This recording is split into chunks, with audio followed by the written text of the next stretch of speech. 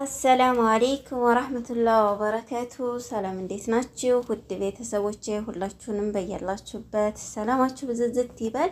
ዛሬ እንግዲህ እንደተለመደው በአዲስ ቪዲዮ ረመዳን 20 ወይንም ማርች 20 የከሚስን የቀን ውሎ የምነግራችሁ ይሆናል። ቪዲዮውን እስከ መጨረሻ ላይክ እያደረጋችሁ ተከታተሉ። አዲስ ከሆናችሁ ደግሞ ዜድ ገጠሪዋን ሰብስክራይብ እያደረጋችሁ ቤተሰብ የሆኑ ውዶቼ ትናንትና የጠየኳችሁን ጥያቄ ዋጋውን እነግራችኋለሁ። በመጀመሪያ ያው እንግዲህ አንድ እህታችን የገዛችሁን ወርቅ ለቅቄላችሁ ነበረ። ብዙዎቻችሁ ያው የራሳችሁን ግምት አስቀምጣችኋል፣ ግን ጎበዝ ናችሁ የምር ማሻአላህ። እያነበብኩኝ ነበረ እና ዋጋው 3817 ሪያል ነው 10 ግራም የገዛችሁ ማለት ነው። ስለዚህ ዛሬ እንግዲህ የከሚስ የቀን ውሎ ምን ይመስላል የሚለውን አብረን የምናይ ይሆናል። እንዲሁም ደግሞ አንዳንድ ጠቃሚ ነገሮች የምላቸውን አብሬ እየይዤ እነግራችኋለሁ ማለት ነው። በመካ 1 ግራም 21 ካራት የባህሪን ወርቅ 308 ሪያል ነው። ጅዳ ላይ 1 ግራም 21 ካራት የባህሪን ወርቅ 315 ሪያል ነው ማለት ነው ውዶች። እንግዲህ የግራሟን ሂሳብ ብቻ ነው እየነገርኳችሁ ያለሁት። ደሪባና መስነእያ ያው የታወቀ ነው ይጨመራል ማለት ነው። በመቶ ሪያል 15 ሪያል ጭማሪ ያለ የደሪባ ምን ጊዜም እንደምነግራችሁ። መስነእያ ደግሞ እንደ ወርቁ ዲዛይን ነው። ወርቁ ቆንጆ ከሆነ ዲዛይን እንትኑ መስነእያውም ያው ትንሽ ይጨምራል ማለት ነው። መዲና ላይ 1 ግራም 21 ካራት የባህሪን ወርቅ 320 ሪያል ነው። ሪያድ ላይ 1 ግራም 21 ካራት የባህሪን ወርቅ 340 ሪያል ነው ማለት ነው ውዶችዬ፣ ከደሪባ ከመስነእያ ውጭ። እንግዲህ ይህን የግራሙን ሂሳብ ስነግራችሁ እናንተ ደሪባ ማሰብ አለባችሁ የታወቀ ስለሆነ ማለት ነው። እኔ የግራሙን ሂሳብ ነው የምነግራችሁ። የደሪባ በ100 ሪያል 15 ሪያል፣ በ300 ሪያል 45 ሪያል። እንደገና ደግሞ ለምሳሌ ሪያል አሁን 340 ሪያል ነው ያልኳችሁ አይደለ? በ300 ሪያሉ 45 ሪያል የደሪባ ከተጨመረባችሁ እንደገና በ40 ሪያሏ ምን ያክል ነው የሚለውን ሂሳብ መምታት አለባችሁ ማለት ነው። በአንዷ ግራም ምን ያክል ነው የደሪባ የሚጨመርብን ብላችሁ ማሰብ አለባችሁ። በዛ ላይ ደግሞ ያው መስነእያ ሲጨመር በጥቅሉ ሚዛን ላይ ሲወጣ ብሩ ወደ ላይ ነው የሚወጣው እና በጂዛን 1 ግራም 21 ካራት የባህሪን ወርቅ 308 ሪያል ይላሉ። ልክ እንደ መካ ተመሳሳይ ነው ማለት ነው። አባሃና ከሚስ ምሽት አዲስ ነገር የለም። ባለፈው እንደነገርኳችሁ ነው ውዶችዬ። ጣይፍ ላይ 1 ግራም 21 ካራት የባህሪን ወርቅ 314 ሪያል ነው። ወርቅ ያው ተበፊቱ አሁን የተሻለ መሰለኝ እኔ በራሴ ማለት ነው ሳስበው። ባለፈ በጣም ተወዶ ነበር። ሪያድ ራሱ 1 ግራም የባህሪን ወርቅ 374 ሪያል ደርሶ ነበረ። አሁን ግን በጣም አስተያየት አለው፣ ከበፊቱ የተሻለ ነው ብዬ አስባለሁኝ። እዚህም ደግሞ ጅዳ 350 ሪያል ገብቶ ነበረ ማለት ነው፣ ከመስነእያ ጋር የደሪባ ሳይጨመር። ግራሟ ደግሞ 3 ከ30 3 ከ20 ነበረ ሲሉ የነበረው። አሁን ቢያንስ አስተያየት አለው ማለት ነው። እንግዲህ ውዶችዬ ደጋግሜ የምነግራችሁ ወርቅ ስገዙ ካራቱን 21 22 24 የሚለውን እላው ላይ የተጻፈውን ጽሑፍ በደንብ አይታችሁ ግዙ ማለት ነው። የአንገት ወርቅ ከሆነ እዚህ አንደኛ መቆለፊያው ላይ ቁልፉ ላይ ይጻፋል። ሁለተኛ ቁልፉ ላይ ከሌለ ደግሞ መካከል የልብ ቅርጽ ከሆነ መካከል ላይ ወይንም ደግሞ ረሽረሽ ከሆነ መካከል አካባቢ በደንብ አጤናችሁት። በደንብ ካላያችሁት በጣም ትንሽዬ ናት ጽሑፏ፣ በትንሿ ስለሆነ ጎላ ብሎ አይታያችሁም ማለት ነው። የጣት ወርቅ ወይም ቀለበት ከሆነ ደግሞ እንዴት ብዬ ልንገራችሁ፣ እዛው ቀለበቱ ላይ ማለት ነው ከላይ የምናረገው ሳይሆን ከታች ከውስጥ የተጻፈ አለ። በደንብውት ማለት ነው። በመቀጠል ደግሞ አንድ ጥንቃቄ እንድታረጉ የምፈልገው ነገር ምንድን ነው?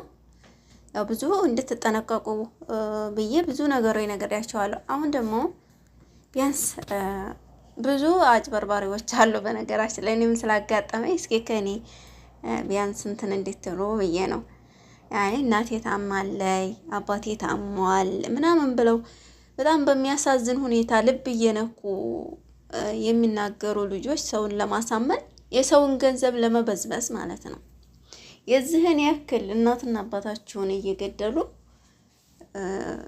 ተሰው ብር ለመቀማት የሚሮጡ ብዙ ሰዎች አሉ። በየግሩፑ በተለያዩ መንገዶች ብቻ በየእርዳታው ግሩፕ፣ በየትምህርት ግሩፕ ስልክ ቁጥራችሁን ካገኛችሁ እኔ አሁን ለምሳሌ ስልክ ቁጥሬን እየለቀቅኩ ነበር ስራ ማለት ነው፣ ያው እንደምታውቁት ለዚሁ ለወርቅ።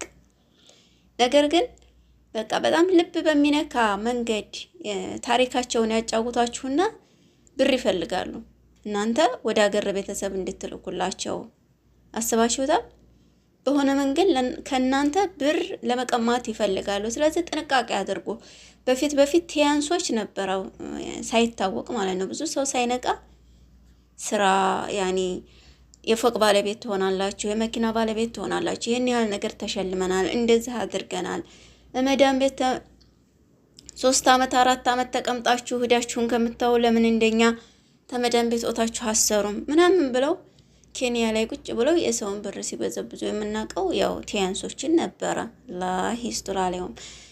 ነገር ግን አሁን ደግሞ ቲያንሶች ሲነቃባቸው በዚህ መንገድ መጥተዋል። አባቴ ኩላሊት ህመምተኛ ነው፣ ሐኪም ቤት ተቀምጦ ያው እንግዲህ ታውቃላችሁ፣ በአባትና በእናት ነገር አንጀታችን አይጨክንም። ያንን ስለሚያውቁ የሰው ልብ ለማራራት ሲሉ በራሳቸው ላይ እንኳን አይደለም በህይወት ያሉትን የሞቱ ቤተሰቦቻቸውን ድጋሚ እየገደሉ ብር ይጠይቃሉ። በጣም የዋህ ሆነው ማለት ነው። በጣም ከምላችሁ በላይ እየተለሳለሱ እንግዲህ አንዳንድ ሰው የማይነቃ ያኔ እንደዚህ እውነት የሚመስለው ሰው አለ። ለምን በሚያሳዝን ምላሳቸው ስለሚናገሩ።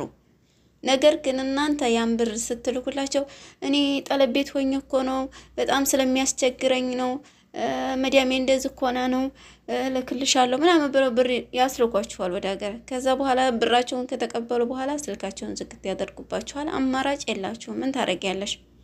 አንቺ በንጹህ ልብሽ ሀገር ላክሽላት ለዚች ሴት አባቴ ታማሚ ነው ብላሽ፣ ወይም እናቴ ታማሚ ናት እንደዚህ ናት። በእናት ነገር አይጨከንም እውነት ለመናገርና ነገር ግን ያው ስደት ላይ ብዙ ችግር ስለሚያጋጥም ችግር ስለምንረዳ ስደት ላይ ያለን ሰዎች ያን ሁሉ ታሳቢነት አድርገን ያው ለችግር መቼም አንድ ሰው እንደዚህ ኮኛለሁ ሲል ስለማይጨከን እናንተ ልካችሁላቸው በኋላ እንኳን ለእናንተ ሊልኩላችሁ ስልክ ለራሱ ቅይር ነው የሚያደርጉት። ሌባ መቼም ያው ስልኩ አንድ አይደለም 130 ነውና ይሄን ሁሉ የምላችሁ ምንድነው ጥንቃቄ አድርጉ።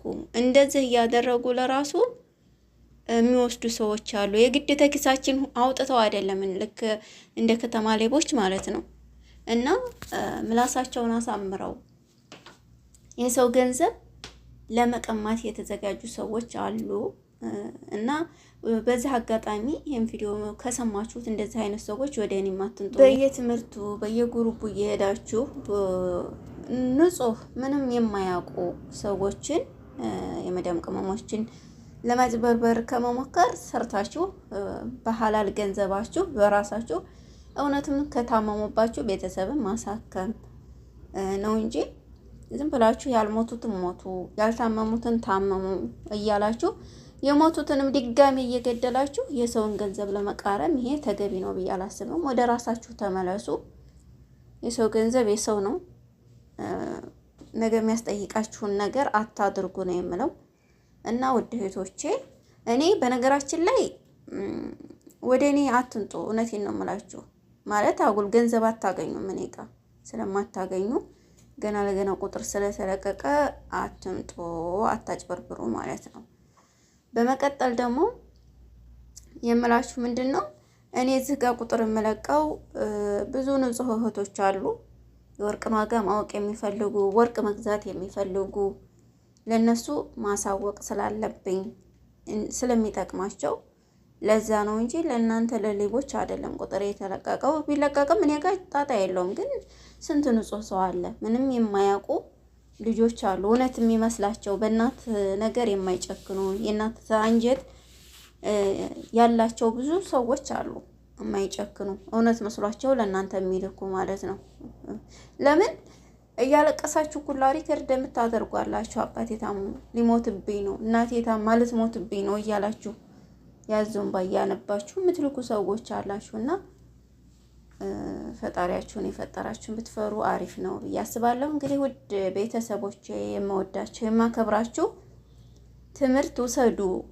ብዙ እህቶቻችን እንደዚህ እየተደረጉ የሚያለቅሱ ስላሉ ራሳችሁን ጠብቁ። ሁሉ ሰው አንድ አይደለም ማለት ነው። እውነት እንዳይመስላችሁ ተጠንቀቁ እላችኋለሁኝ። ከዛ በተረፈ አላህ ከሰው ሀቅ ይጠብቀን። የሰው ገንዘብ ከባድ ነው። የራሳችን ቢሄድ ይሻላል የሰው ገንዘብ ወደኛ ከሚመጣ እውነት ለመናገር እና ውድ ቤተሰቦቼ ለዚህ ቻናል ደግሞ ያው አዲስ ከሆናችሁ የተለመደውን ሰብስክራይብ ማድረጋችሁን አትርሱ። ምክር ነው ብዬ ወሬ ያበዛሁባችሁ ያው ይጠቅማል ብዬ ነው። እኔም ጋር ስለመጡ ነው ይሄን ሁሉ ላወራም የቻልኩት ለእናንተም ይጠቅማል ብዬ ነው።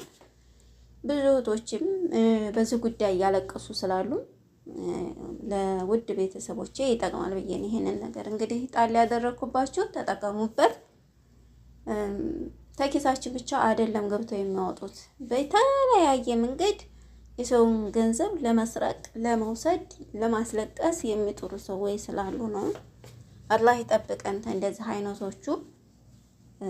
ለዛሬ እንግዲህ ይዤላችሁ የመጣሁት ይሄንን የወርቅ ዋጋና ይሄን ምክር ነው። ትጠቀሙበታላችሁ። አላህም ይጠብቀን። ሁላችሁንም እጅግ አድርጌ አመሰግናለሁ። መልካም ጊዜ ይሁንላችሁ ዶቼ።